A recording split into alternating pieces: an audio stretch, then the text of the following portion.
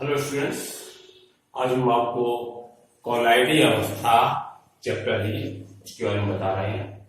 कॉलाइडियल state, कॉलाइडियल state क्या होती है इसके बारे में आज हम आपको बताएंगे। तो सबसे पहले ग्राहम ने 1861 में ग्राहम ने जो पदार्थ हैं उन पदार्थों की विलयन बनाए और उन विलयन को पार्चमेंट झिल्ली में से विकसित किया और उस आधार पर उन्होंने उनको दो वर्गों में विभाजित किया। एक तो जो झिल्ली के आर पार निकल जाते हैं और दूसरी झिल्ली के आर पार नहीं निकल जाते। तो क्रिस्टल लॉ उन्होंने देखा कि कुछ ऐसे विलयन थे, चीनी का था, यूरिया का था, नमक NaCl था, इन सब की जो विलयन होते हैं वो पार्चमेंट झिल्ली के आर पार निकल जाते हैं। तो इनको कहते हैं, इनको उन्होंने कहा क्रिस्टल लॉ। वे विलयन उन पदार्थों के विलयन जो पार्चमेंट झिल्ली में से पूर्ण रूप में विस्तृत हो जाते हैं और उन्हें कहते हैं हम क्रिस्टल लॉ। जैसे चीनी है, यूरिया है, NaCl। तो उन्होंने ग्राहम ने दो वर्गों में विभाजित किया था। एक तो जो पार्चमेंट झिल्ली की विलयन जो पार्चमेंट झिल्ली में से आर पार निकल जाते हैं, विस्तृत हो जाते हैं, और एक जो विस्तृत नहीं हो पाते। जो नहीं हो पाते हैं उन्हें कहते हैं हम कॉलाइड। वे विलयन उन पदार्थों के विलयन जो पार्चमेंट झिल्ली में से या तो विस्तृत नहीं हो पाते हैं या हो भी पाते हैं तो उनकी स्पीड जो होती है बहुत स्लो होती है, बहुत धीरे धीरे विस्तृत हो पाते हैं। जैसे ग्लू, जिलेटिन, स्टार्च, गोंद आदि। तो उन्होंने इनको कहा कॉलाइड। तो ग्राहम ने 1861 में पदार्थों के विलयनों को दो भागों में बांटा था। एक तो क्रिस्टल लॉ, दूसरा कॉलाइड। क्रिस्टल लॉ उन्होंने क्या कहा, जो पार्चमेंट जिनके विलयन पार्चमेंट झिल्ली में से विस्तृत ऊपर विस्तृत हो जाते हैं उन्होंने उनको कहा क्रिस्टल लॉ। और जो जिनके विलयन पार्चमेंट झिल्ली में से होकर के विस्तृत नहीं हो पाते हैं या हो भी पाते हैं तो बहुत स्लोली धीमे धीमे विस्तृत हो पाते हैं, तो उन्हें कहते हैं हम कॉलाइड। तो अब आ जाइए, जी तो वही पुरानी अवधारणा, बहुत पुरानी अवधारणा थी। 1861 की बात है, शुरुआत में जब स्टार्टिंग हुई। इसके बाद ये देखा गया कि सल्फर है वो कॉलाइडियल स्टेट में रहता है और क्रिस्टल लॉ भी स्टेट में रहता है। तो इस तरीके से जो विभाजन उनका डिस्टर्बेंस हो गया, वो जो पुरानी अवधारणा थी वो गलत हो गई। तो आधुनिक अवधारणा के अनुसार तीन वर्गों में किया गया: वास्तविक विलयन, कॉलाइडी विलयन, निलंबन। जिनमें विलय के कणों की साइज 50 एंगस्ट्रॉम से छोटी होती है, 50 एंगस्ट्रॉम से छोटी होती है। 1 एंगस्ट्रॉम बराबर 10⁻⁻10 मीटर। 1 एंगस्ट्रॉम बराबर 10⁻⁻10 मीटर। तो वास्तविक विलय कौन सी है? जिनमें विलय के कणों की साइज 50 एंगस्ट्रॉम से छोटी होती है वो कहलाते हैं वास्तविक विलयन। और ये समांगीय विलयन होते हैं। कैसे होते हैं? समांगीय। जैसे चीनी का विलयन है, नमक का है, समांगीय होता है बेटा, पूर्ण रूप में एक जैसा। कैसे तो नहीं होता है कि नीचे नमक ज्यादा बैठ जाए ऊपर नमक कम हो जाए, सबका नीचे ज्यादा बैठ जाए ऊपर कम हो। पूर्ण रूप में एक जैसा ही विलयन पूरा ऊपर से नीचे तक होता है। तो जैसे हम बीकरम बना लेते हैं तो जितना का सब्सटेंशन ऊपर होता है उतना ही नीचे होता है, उसका डिफरेंस नहीं होता, सांद्रता में डिफरेंस नहीं होता है। इसलिए ये समांगी होता है। कैसा होता है? समांगी होता है। तो वास्तविक विलयन कौन से होते हैं? जिनमें विलय के कणों की साइज 50 एंगस्ट्रॉम से छोटी होती है उन्हें हम कहते हैं वास्तविक विलयन। अब कॉलाइडी विलयन, जिनमें विलय के कणों की साइज 50 एंगस्ट्रॉम से लेकर के 2000 एंगस्ट्रॉम के बीच की होती है, इसके बीच की रेंज की होती है, उसे हम कहते हैं कॉलाइडी विलयन। और ये विषमांगीय विलयन होता है। ऐसे विलयन होता है, विषमांगी होता है। अब आइए निलंबन, जिनमें विलय के कणों की साइज 2000 एंगस्ट्रॉम से ज्यादा होती है वो कहलाते हैं, वो आपके निलंबन। क्या कहलाता है? निलंबन। तो 3 वर्गों में विभाजित हो गया। वास्तविक विलयन 50 एंगस्ट्रॉम से कम, कोलाइडी विलयन 50 एंगस्ट्रॉम से 2000 एंगस्ट्रॉम, और निलंबन 2000 से बड़े। अब आ जाइए, और ये भी विषमांगी होते हैं। अब सबसे पहले हम आपको बता दें विलय विलायक विलयन क्या होता है। सपोज देन आपने पानी लिया, इसमें क्या लिया बेटा? पानी। तो पानी कहलाएगा विलायक। जिसमें कोई चीज घुली जाती है वो कहलाता है विलायक, और जो चीज घुली हुई होती है उसे कहते हैं विलेय। इसमें NaCl हो सकता है, चीनी हो सकती है, ठीक है। जो भी चीज घोली जाएगी उसे कहते हैं हम विलेय। जिसमें घुलता है वो कहलाता है विलायक। इस पानी के साथ वो कुछ भी हो सकता है। तो जिसमें घोला जाता है वो कहलाता है विलायक। जो चीज घुलती है उसे कहते हैं हम विलेय, और इन दोनों के मिश्रण से जो तैयार होता है उसे कहते हैं हम विलयन। क्या कहते हैं बेटा? विलयन। शरबत बनाते हैं आप लोग घर पे, तो पानी हो गया विलायक। पानी क्या हो गया? विलायक।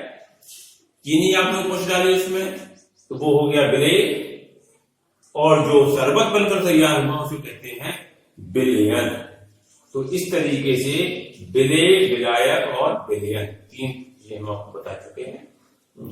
तो अब इसमें हम ये बता देते हैं, इसमें विलेय के कणों की साइज, विलेय मतलब जानती है जो चीज इसमें घुली गई है उसके कणों की साइज। जब विलेय कणों की साइज 50 एंगस्ट्रॉम छोटे होते हैं तो वास्तविक विलयन, 50 से 2000 एंगस्ट्रॉम से होते हैं उसे कोलाइडी विलयन। ये मोस्ट इंपोर्टेंट अधिकांश बोर्ड के पेपर में आता है। कोलाइडी कणों की साइज क्या होती है? तो कोलाइडी कणों की साइज क्या होती है? 50 एंगस्ट्रॉम से 2000 एंगस्ट्रॉम के बीच में होती है।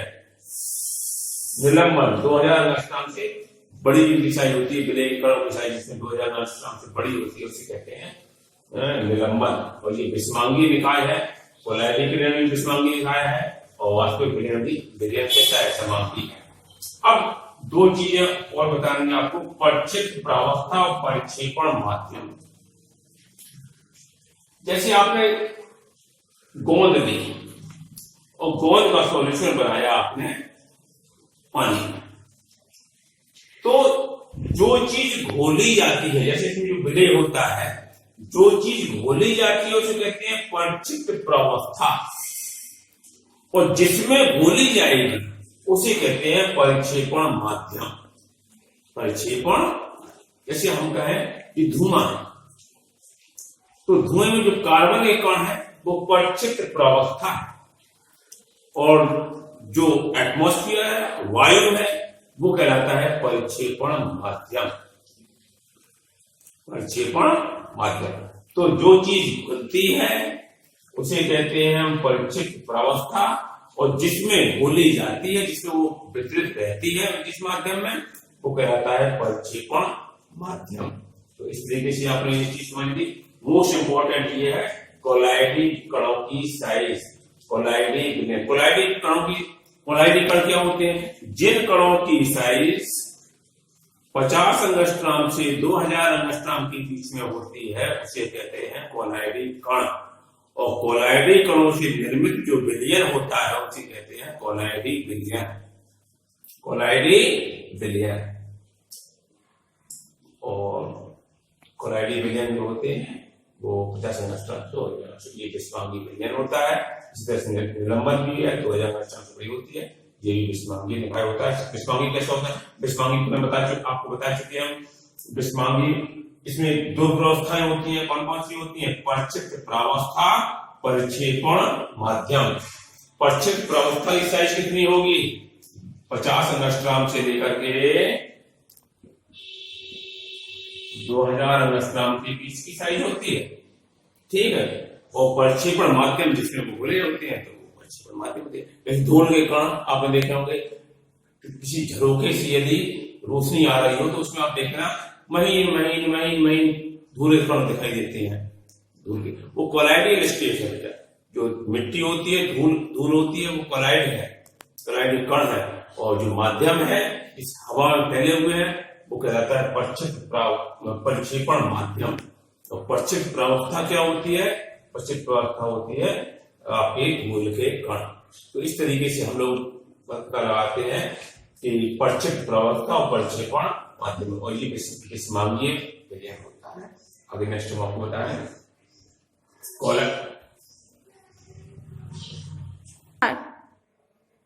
बेटा, हम आपको कोलाइडी निकाय के मुख्य लक्षण क्या होते हैं। कोलाइडी निकाय के मुख्य लक्षण क्या होते हैं? तो पहला लक्षण इसका है, कोलाइडी जो निकाय होता है वो एक विस्मांगीय निकाय होता है। अब यह आपको बता दें, कोलाइडी जो निकाय होता है वो कैसा निकाय होता है? एक विस्मांगीय निकाय होता है। इसमें दो प्रावस्थाएं होती हैं, एक प्रक्षिप्त प्रावस्था और दूसरा प्रक्षेपण माध्यम। तो नंबर 1 इसमें क्या है? कोलाइडी निकाय एक विस्मांगीय निकाय है। इसमें दो प्रावस्थाएं होती हैं, प्रक्षिप्त प्रावस्था और प्रक्षेपण माध्यम। नंबर दूसरा, प्रक्षिप्त प्रावस्था और प्रक्षेपण माध्यम दोनों के कणों के साइज 50 एंगस्ट्रॉम से 2000 एंगस्ट्रॉम के बीच के होने चाहिए। इससे न तो बड़े होते हैं ना इससे छोटे। अगर इससे छोटे हो जाएंगे तो आपको मोटिव सॉल्यूशन बन जाएगा, वास्तविक विलयन बन जाएगा। इससे बड़े हो जाएंगे तो मेजरमेंट बन जाएगा।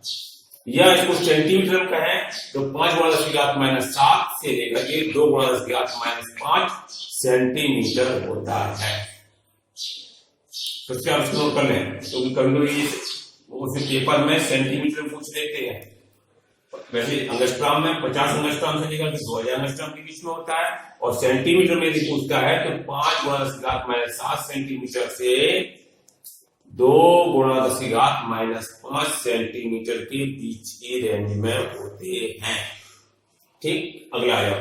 कोलाइडी जो कण होते हैं वो सूक्ष्मदर्शी से नहीं दिखते हैं। जो कोलाइडी कण होते हैं वो सूक्ष्मदर्शी से नहीं दिखते हैं और फिल्टर पेपर में से निकल जाते हैं। तीसरा पॉइंट क्या हुआ? कोलाइडी जो कण होते हैं वो सूक्ष्मदर्शी से दिखाई नहीं देते हैं, और फिल्टर पेपर से यदि आप छानेंगे उसको तो फिल्टर पेपर से आर पार निकल जाते हैं। चौथा, कोलाइडी जो कण होते हैं वो पार्चमेंट झिल्ली से आर पार नहीं जा पाते हैं। पार्चमेंट झिल्ली से नहीं निकल पाते हैं। आप हारते हैं ऐसे करते हैं तो वो कोलाइडी कण नीचे पार्चमेंट झिल्ली से नीचे नहीं जाएंगे। फिल्टर पेपर से निकल जाते हैं लेकिन पार्चमेंट झिल्ली से आर पार नहीं निकल पाते। नंबर चौथा, कोलाइडी कण ये तो धनावेशित होंगे या ऋणावेशित होंगे, उन पर आवेश निश्चित होता है। तो कोलाइडी कण कैसे आवेशित होते हैं? ये धनावेशित होंगे या ऋणावेशित। तो 5 पॉइंट आप लोग फिर से देख लीजिए एक बार। कोलाइडी निकाय एक विस्मांगीय निकाय है। इसमें दो प्रावस्थाएं होती हैं, प्रक्षिप्त प्रावस्था और दूसरा होता है प्रक्षेपण माध्यम। नंबर दूसरी, इनकी जो साइज होती है, कोलाइडी कणों की साइज होती है वो 50 एंगस्ट्रॉम से लेकर के 2000 एंगस्ट्रॉम के बीच की होती है। अगर इसको सेंटीमीटर में हम बताएं तो 5 × 10⁻7 सेंटीमीटर से लेकर के 2 × 10⁻5 सेंटीमीटर होती है। तीसरा, कोलाइडी कण सूक्ष्मदर्शी से नहीं दिखाई देते हैं। तो यदि आप सूक्ष्मदर्शी से देखें, माइक्रोस्कोप से देखें तो दिखाई नहीं देते हैं, और फिल्टर पेपर से भी आसानी से आर पार निकल जाते हैं। और चौथा पॉइंट देखिए हम लोग, कोलाइडी कण पार्चमेंट झिल्ली में से आर पार नहीं निकल पाते हैं या पार्चमेंट झिल्ली से विसरित नहीं हो पाते हैं। नंबर 5वां, कोलाइडी जो कण होते हैं वो धनावेशित या ऋणावेशित होते हैं। हम आपको बताएंगे कौन से धनावेशित होते हैं, कौन से ऋणावेशित होते हैं, ये हम आपको कल के उसमें बताएंगे। और डेल्टा कैसे बनता है और उनकी शुद्ध करने की जो कोलाइडी कण है वो कैसे बनाए जाते हैं, ये किस तरह द्रव स्नेही होते हैं, द्रव विरोधी है, द्रव स्नेही कैसे बनाए जाते हैं, द्रव विरोधी कैसे बनाए जाते हैं, डेल्टा हमारा क्यों बनता है, और कई तरह की चीजें हम आपको बताएंगे। और ये जो दवाइयां बनती हैं वो कोलॉइड स्टेट में क्यों ज्यादा असरकारक होती हैं। अधिकांश सब आपने देखे होंगे दवाइयां बनाई जाती हैं वो कोलॉइड स्टेट में बनाई जाती है। वो क्यों बनाई जाती है? क्योंकि इनका जो पृष्ठीय क्षेत्र होता है कोलॉइड का वो ज्यादा हो जाता है। ज्यादा हो जाएगा तो उनकी जो एक्टिविटी कार्य करने की होती है वो ज्यादा हो जाएगी। हम आपको कल इसके बारे में विस्तार से बताएंगे। Okay, thanks.